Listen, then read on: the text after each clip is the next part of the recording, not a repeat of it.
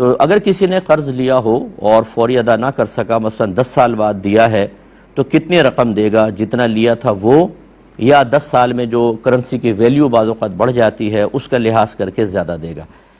دیکھیں اتنا ہی دے گا جتنا پہلے اس نے لیا تھا۔ یہ کرنسی کی ویلیو آج بڑھ گئی، گھٹ بھی تو سکتی تھی۔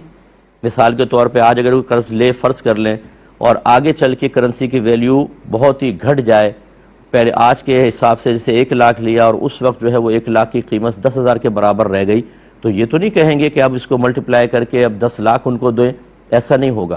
تو یہ فائدے نقصان کو نہ دیکھے، لیکن قرض کا اصول یہی ہوتا ہے کہ جتنی مقدار میں لیا اتنی مقدار میں دینا لازم، جس کرنسی کے اندر لیا اسی کرنسی کے اندر دینا لازم ہوتا ہے۔ بعض ڈالرز میں، پاؤنڈز میں، ریال میں، دراہم میں لیتے ہیں اور پھر پاکستانی روپیز میں دینے کی کوشش کرتے ہیں، یہ بھی نہ کریں، اس میں سود متحقق ہونے کا امکان ہوتا ہے۔ جس کرنسی میں لیا ہے اسی کرنسی میں واپس کریں گے، اور اتنی ہی مقدار میں کریں گے جو آج سے 10 سال پہلے تھی۔